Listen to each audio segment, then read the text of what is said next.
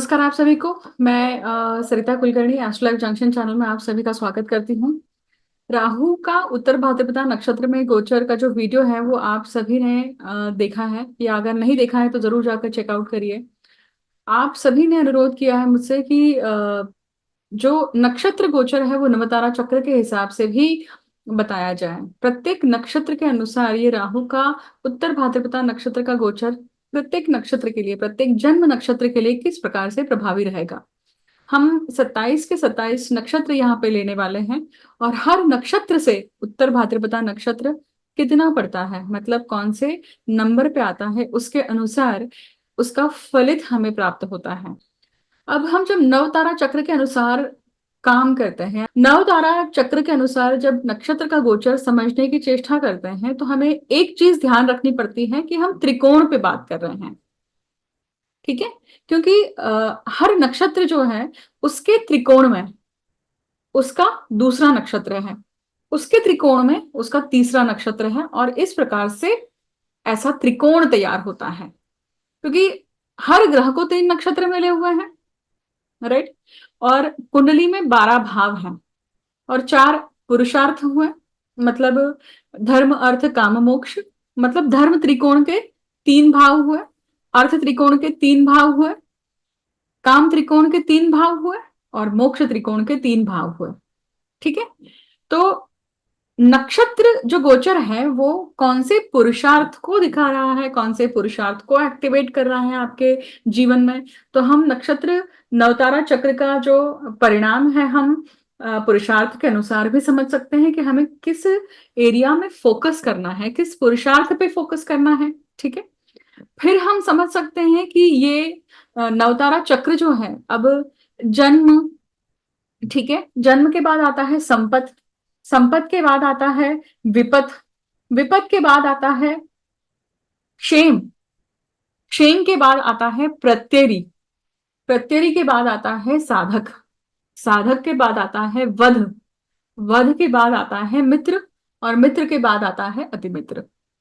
तो 9 वर्गीकरण है, 9 फैक्टर्स दिए गए हैं कि जब जब कोई भी नक्षत्र का गोचर आपका जो भी नक्षत्र है उससे जो जिस भी स्थान पे पड़ता है उसे हम वहां से गिनना शुरू करते हैं। अब जन्म नक्षत्र अर्थात उस समय आपका जन्म हुआ है, ठीक है। संपत जो संपत्ति देने वाला है, विपत जो विपत्ति देने वाला है, डेंजर्स दिखाता है, क्षेम, क्षेम अर्थात ये हीलिंग के लिए है।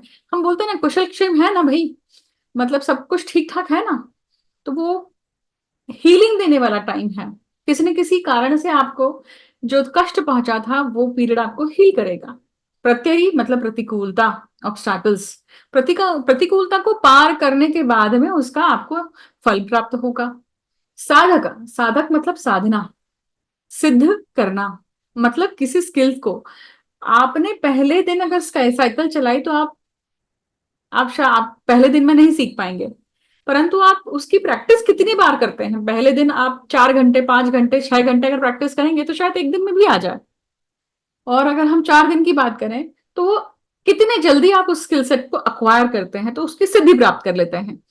साइकिल हाथ में लेना और साइकिल धड़ाधड़ चलाना, साइकिल धड़ाधड़ चलाने लग जाए इंसान तो वो नींद में भी साइकिल चलाना भूलेगा नहीं।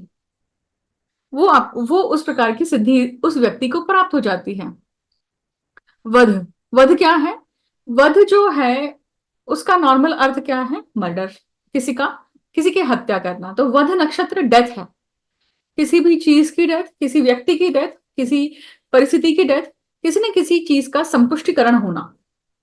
और मित्र मतलब क्या? मित्र आपका जो आपको सपोर्ट करने के लिए है, आपको कहीं ना कहीं कुछ ना कुछ हेल्प प्रोवाइड कर रहा है। अति मित्र जो अंतिम है वो क्या दर्शाता है कि ये सबसे घनिष्ठ है।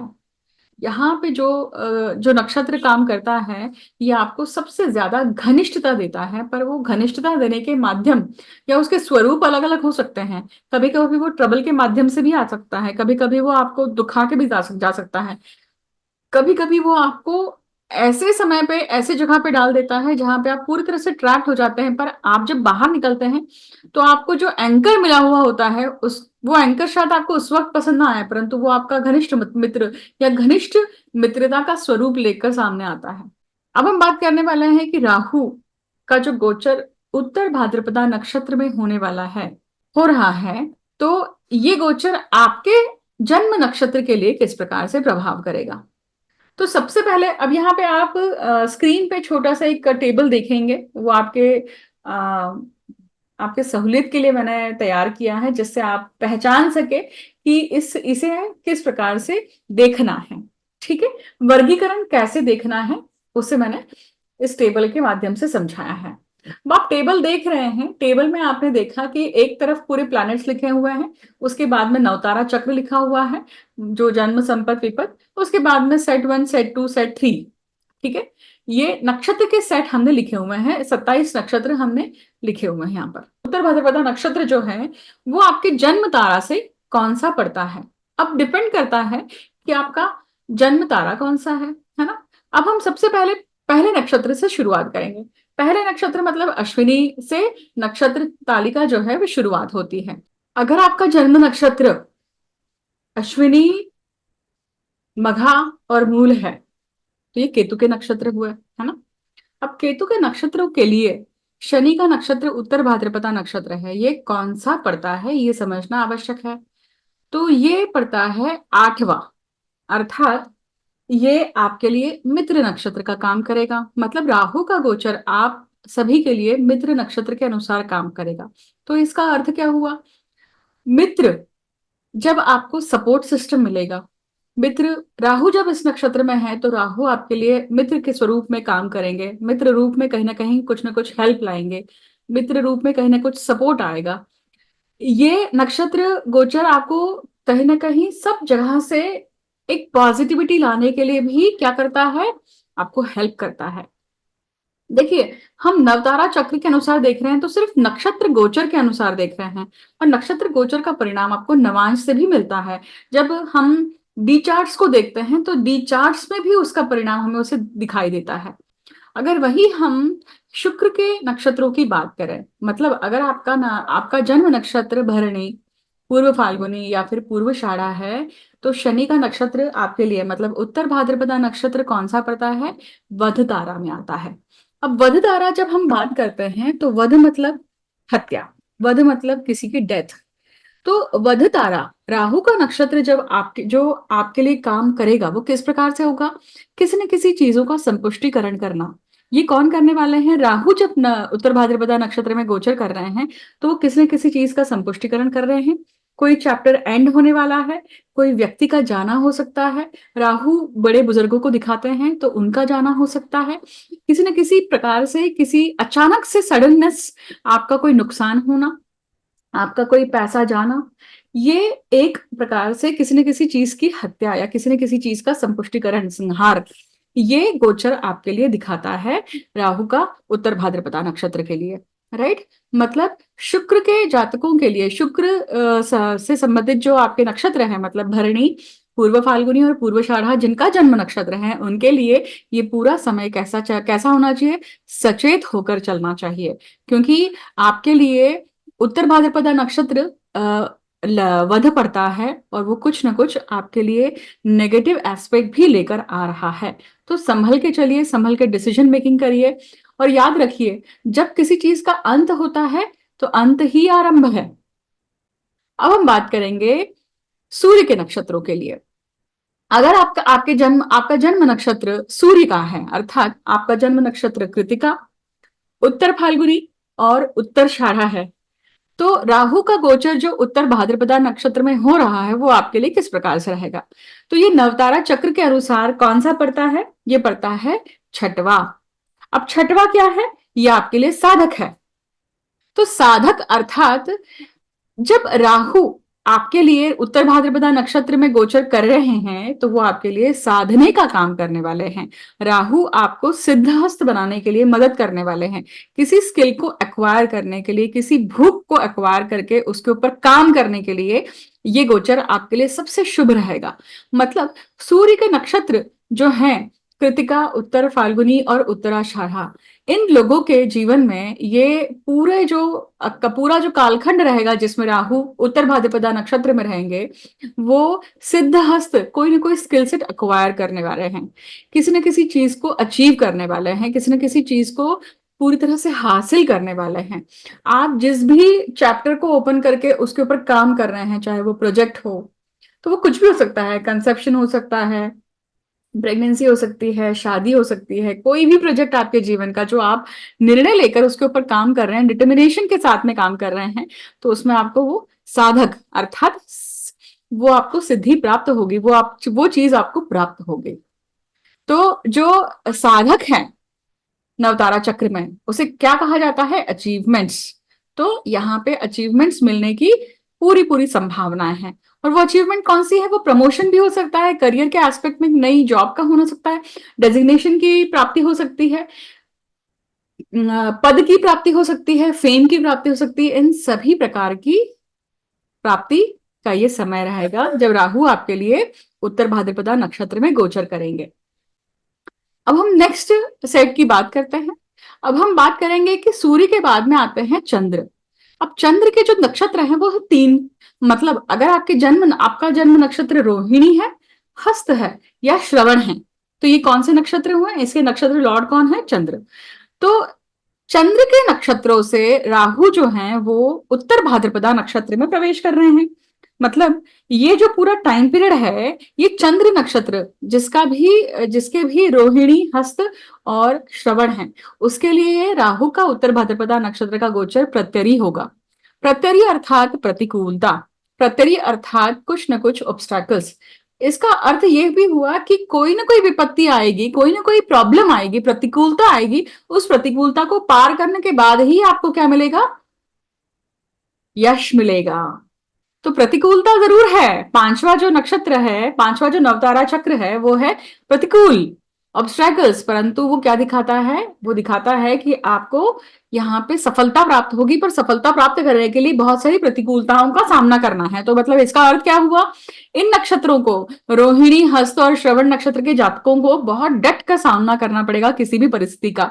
कोई भी प्रतिकूलता आ जाए, वो चाहे आपके करियर में हो, एजुकेशन में हो, आपके घर प्राप्त करने में हो, विवाह संबंध में हो, किसी भी प्रकार का जो गोचर है या किसी भी प्रकार का जो घटनाक्रम हो रहा है, उसमें अगर आप डट के अपना स्वकर्म लगाते हैं, डट के अगर आप कहीं ना कहीं डिटर्मिनेशन लगाते हैं, विल पावर लगाते हैं, तो वो प्रतिकूलता पूरी पार होगी और उस गोचर का फायदा आपको बहुत अच्छे से होगा, है ना। अब हम बात करते हैं अगले अगले नक्षत्रों के सेट की। मतलब हम बात करते हैं मंगल की। मंगल के तीन नक्षत्र कौन से हैं? मृगशीरा, चित्रा और आपका धनिष्ठा। अब मंगल के जो तीन तीन नक्षत्र हैं, वो उत्तर भाद्रपदा नक्षत्र कौन सा पड़ता है? उसके लिए चौथा। और चौथा क्या है? क्षेम। तो राहु का उत्तर भाद्रपदा नक्षत्र में गोचर मंगल के नक्षत्रों के लिए, अगर आपका जन्म नक्षत्र मंगल के हैं, तो क्या होगा? वो क्षेम लाएगा, कुशल मंगल लेकर आएगा, कुछ ना कुछ हीलिंग इफेक्ट लेकर आने वाला है। मतलब यहाँ पे मंगल और राहु, मतलब मंगल के नक्षत्रों के लिए राहु क्या लेकर आ रहे हैं उत्तर भाद्रपदा नक्षत्र में? हीलिंग इफेक्ट लेकर आ रहे हैं। हीलिंग इफेक्ट कैसा हो सकता है? अब आप राहु किसे संबंधित देखिए, तो वो आपने कोई गुस्सा किया, आपने कोई वाद विवाद की, आर्ग्यूमेंट किया, तो वो कहीं ना कहीं वो आर्ग्यूमेंट हीलिंग है।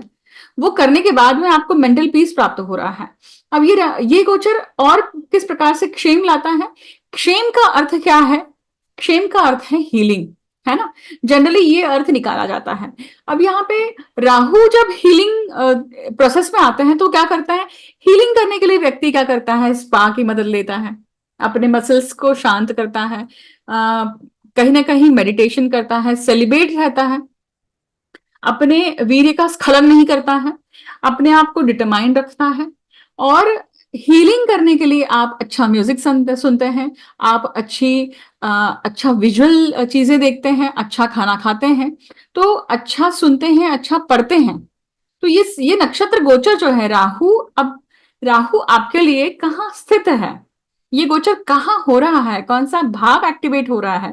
जैसे 12वें भाव में है, तो वो आंखों से, विजुअल इफेक्ट से कहीं ना कहीं क्या देगा? आपको हीलिंग देगा, आपको नींद से इफेक्ट देगा, नींद से हीलिंग देगा।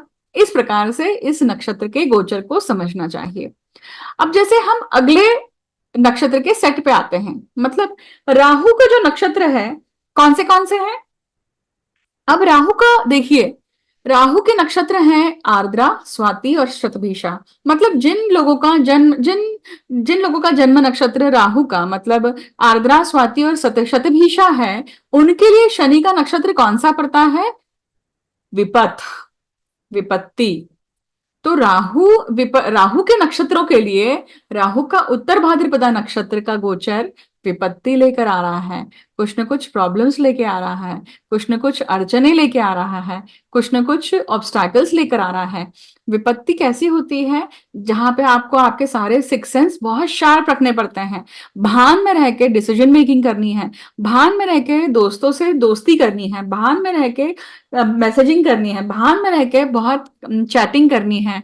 एक गलती और उसका आपको फल क्या होगा? बड़ा रूप में मिल सकता है, तो विपत्ति ला सकता है। तो ये विपत्ति अगर आप यहाँ पे प्रिकॉशनरी नहीं रहे तो ये राहु का उत्तर भाद्रपदा नक्षत्र का गोचर क्या लेकर आता है? आपके लिए संकट लेकर आता है। और वो संकट हर भाव के अनुसार अलग अलग पद्धति से है। आपने जहां थोड़ी कोताही करी, आप मान लीजिए अब अगर आप भीड़ में जा रहे हैं और आपने बच्चे का हाथ छोड़ दिया तो क्या होगा? यहाँ पे इस प्रकार का संकट, मतलब आपको बहुत प्रिकॉशन लेकर चलना है। ऐसा होगा ही ऐसा मैं कह नहीं रही हूं, मैंने एग्जाम्पल के तौर में ये चीज आपको कही है। मतलब विपत्ति यहाँ पे आने की संभावना है। विपत्ति वो आपके करियर के क्षेत्र में हो सकती है, कलीग्स के साथ में हो सकती है, पैसों के क्षेत्र में हो सकती है, मतलब नुकसान होने की, स्टॉक्स में गलत इन्वेस्टमेंट होने की संभावना। आप कहीं अगर ट्रैवल पे जा रहे हैं तो ट्रैवल में कहीं ना कहीं कुछ ना कुछ विपत्ति आना, कुछ ना कुछ ऐसे जोन में जाना जहां पे वो आपको डिफिकल्ट सिचुएशन में डालता है। तो ये विपत्ति ना आए इसके लिए आपको सही प्रकार की कैलकुलेशन करके चलना है। जहां पे भी आपको विपत्ति का जोन नजर आ जाता है वहां पे आप रुक जाएं, वो चीज कार्य हो ना करें। जब तक राहु का उत्तर भाद्रपदा नक्षत्र का गोचर खत्म नहीं होता है वो चीज ना करें। कौन सी चीज ना करें? जो राहु दर्शा रहे हैं। राहु स्ट्रेंज लैंड को दर्शाते हैं, राहु सडननेस को दर्शाते हैं, राहु आपके पितरों को दर्शाते हैं। उनसे संबंधित कोई कार्य बचा हुआ है तो वो कर लीजिए। राहु आपके ग्रैंडफादर्स, ग्रैंड मदर्स को दिखाते हैं। तो ये ऐसे लोग जब आपके सामने आते हैं और वो कुछ कह रहे हैं तो उनसे कहीं भी आर्ग्यूमेंट नहीं करना है, क्योंकि वो विपत्ति लाने वाले लोग हैं आपके लिए इस कालखंड के लिए। ठीक है, अब हम बात करते हैं गुरु के नक्षत्रों की। गुरु का नक्षत्र कौन से हैं? पुनर्वसु, विशाखा और पूर्व भाद्रपदा। अब गुरु के नक्षत्र जो हैं वो क्या दर्शाते हैं कि शनि का नक्षत्र उनके लिए कौन सा है? क्योंकि गुरु के बाद में जैसे ही हम देखें आगे तो शनि लाइन में आते हैं, सीक्वेंस में आते हैं। मतलब ये आपके लिए कौन सा नक्षत्र पड़ता है? संपत। मतलब राहु का गोचर गुरु के नक्षत्रों के जन्म नक्षत्रों के जातकों के लिए संपत्ति लाने वाला है। मतलब जिनके भी जन्म नक्षत्र पुनर्वसु, विशाखा और पूर्व भाद्रपदा है, उनको धन की प्राप्ति होगी, उनको वेल्थ की प्राप्ति होगी, किसी न किसी प्रकार से आपका अष्टलक्ष्मी की प्राप्ति होना। अष्टलक्ष्मी अलग अलग प्रकार की है, विजय लक्ष्मी कह सकते हैं, गजलक्ष्मी कह सकते हैं, संतान लक्ष्मी कह सकते हैं। हर भाग में जीवन के अलग अलग एस्पेक्ट में ये राहु का उत्तर भाद्रपदा का गोचर आपके पत्रिका में जिस भाव में हो रहा है उस भाव से आपको क्या दे रहा है? संपत्ति लाकर दे रहा है। अगर लाभ में है तो वो आपको कॉन्टैक्ट सर्कल से दे रहा है, आपको आपके स्पाउस एंड फैमिली से दे रहा है। पंचम भाव में है तो वो संतति से दे रहा है लाभ। वो अगर सप्तम भाव से है तो स्पाउस से दे रहा है। छठवें भाव में है तो आपके कलीग से, आपके सर्विस से। अष्टम भाव में है तो कोई ना कोई तंत्र रिचुअल करने से। नवम भाव में है तो कहीं ना कहीं आपके पिता से या फिर यात्राओं के माध्यम के द्वारा भाग्य ला रहा है। तो वो किसी न किसी प्रकार से आपको संपत्ति ला रहा है। चतुर्थ भाव से है तो माता, तृतीय भाव से है तो सिबलिंग्स या छोटे प्रवास, और कुटुंब भाव से है तो वो आपके कुटुंब का कोई सदस्य हो सकता है। इस प्रकार से आपको इस नवतारा चक्र के सिस्टम को समझना पड़ेगा। अब देखिए अगले नक्षत्र के सेट की बात करते हैं। मतलब हमने गुरु के नक्षत्र की बात कर ली, अब खुद स्वयं किसका नक्षत्र आता है? शनि का। और राहु का गोचर जो उत्तर भाद्रपदा नक्षत्र में हो रहा है, उत्तर भाद्रपदा के लॉर्ड कौन है? शनि। मतलब जन्म नक्षत्र के लिए ये गोचर किस प्रकार से रहेगा? जन्म। अब शनि के जो 3 नक्षत्र हैं वो है पुष्य, अनुराधा और उत्तर भाद्रपदा। मतलब जन्म नक्षत्र का गोचर पे गोचर होना। मतलब आपका अगर जन्मस्थ पत्रिका में ये 3 नक्षत्र हैं, कौन से, पुष्य, अनुराधा या उत्तर भाद्रपदा, तो उसके ऊपर शनि राहु का गोचर उत्तर भाद्रपदा नक्षत्र में क्या लाता है, जन्म नवतारा को एक्टिवेट करता है। व्यक्ति जब जन्म लेता है तो वो बहुत कैसा होता है, फ्रजाइल होता है, डेलिकेट होता है। तो ये टाइम पीरियड कैसा होता है, डेलिकेट होता है, मेंटली डेलिकेट हो सकता है, फिजिकली डेलिकेट हो सकता है, बहुत ध्यान देकर सब चीजें करनी है। मतलब इवन आप खान पान की बात करें तो कहीं बाहर अगर आप जा रहे हैं तो आपको ध्यान से खाने पीने पे ध्यान रखना पड़ेगा, ताकि आपका गट बैक्टीरिया सही रहे। आप अगर पैसों का निवेश कर रहे हैं तो भी आपको क्या करना पड़ेगा, ये फ्रजाइल टाइम है। तो पैसे का निवेश ऐसा नहीं कि कर दिया हाँ तो कुछ नहीं होगा, देखी जाएगी, ये एटीट्यूड नहीं चलेगा। वो भी आपको सतर्क रहकर निवेश करना है। अगर आप जॉब चेंज करने की प्रोसेस कर रहे हैं तो कहीं ना कहीं आपके रिज्यूमे में कोई छोटी सी चूक हो सकती है, जिसके कारण आप बाहर निकाले जा सकते हैं। तो इतनी बारीक बारीक चीजों के लिए ध्यान रखना पड़ेगा कि कुछ ना कुछ ऐसी फ्रजाइल सिचुएशन रहेगी जिसके कारण आप पीछे पड़ गए हैं। अब हम बात करते हैं अंतिम सेट के लिए। अंतिम सेट कौन सा है, बुध के नक्षत्र। मतलब शनि से जो दूसरा नक्षत्र है वो कौन सा है, मतलब शनि का नक्षत्र कौन सा है, राहु जो है उत्तर भाद्रपदा नक्षत्र में चल रहे हैं, और बुध जो है, बुध के नक्षत्र जो है वो है अश्लेषा, ज्येष्ठा और रेवती। तो इन नक्षत्रों के लिए इन नक्षत्रों के लिए शनि का जो नक्षत्र उत्तर भाद्रपदा नक्षत्र है वो कौन सा पड़ता है, अति मित्र। अब अति मित्र जो है वो क्या दर्शाता है, घनिष्ठता दर्शाता है।